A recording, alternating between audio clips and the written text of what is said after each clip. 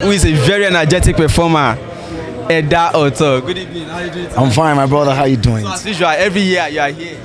You know, you excite people, you talk about everything, Nigerian situation, you sing, you perform. Yes. All right, now what's the theme for this year's celebration? With love from Lagos. From Lagos with love. But from my performance, I told them, of course, we Lagosians, we love everybody. And we are bringing the love. We are welcoming everybody to Nigeria and Africa with love. But unfortunately, the situation of the country does not really permit us even welcoming anybody, because we can't even sleep. You see, there's flood everywhere. We have internally bad government. It's as if our government can never be good. That's just a problem. So because of that, it's been so hectic bringing in people into this country. Like 2 days ago, I heard that one of the ministers said there's no hunger in the land. And if there's no hunger in the land, I'm not sure you will see people sleeping on the streets. When I was coming back last night, I saw quantum of people sleeping under the bridges, at bus stops, and homelessness is there, hunger is there. When this government took over, a bag of rice was 9,000 naira at the maximum. Today, it is 20,000 naira, and one minister said there is no hunger in the land. But in spite of all of that, as Africans, we would gather and celebrate. When we are doing that, we will explain to ourselves that there is hunger in the land, and people must always rise, ask questions from their government.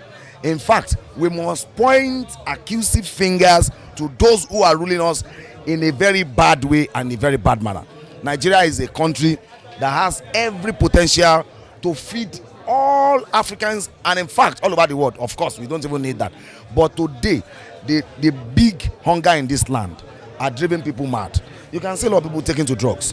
Of course, you can say they were not well brought up. Yeah, it's not true. Most of them are depressed. We are fighting serious depression in this country, oppression and subjugation. So people will go into drugs. People will do all manner of things that you wouldn't even believe could be done by the youth. But in spite of that, like I said, we will celebrate, because we are celebrating the icon, one of the forerunners, one of the pioneers of fights in the recent time in Africa. So celebrate. What did Fela mean by "teacher don't teach me nonsense"? Well, if we go into that book of "Teacher Don't Teach Me Nonsense," Fela taught us that what should teach people should be culture and tradition. Nigeria, they said Nigeria is a secular state. That is what the current constitution that they use today states. But you see, when they want to start their own meeting, they start with a pastor praying or an imam praying. When they close the meeting is about stealing our money. When they want to close the meeting will end with prayer. Now, they are not using the culture and tradition of our people. For instance, I am Yoruba. I am from the southwestern part of Nigeria. And what our culture teaches is one for all for one. You should think about others first. And that thing is embedded in the attitude called omoluabi. As an omoluabi, you don't think about yourself alone. You don't think about selfishness. It is what we teach here, what our culture and tradition teaches is communalism. Africanism is about communalism. It's about community. It's about people coming together to look after the other person. But what do we have today? They borrowed every bad things in Europe.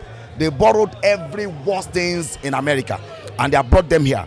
So they don't understand what that teaches, what that song teaches, which is coming from your culture and tradition. That if you are teaching somebody and there's a mistake, you are going to explain to that person.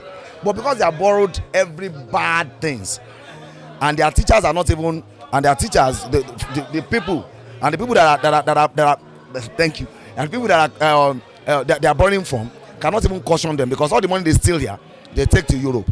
Of course, apart from stealing money here to Europe, there are millions of Europeans and Americans, Westerners, even Asians pillaging Nigeria every day.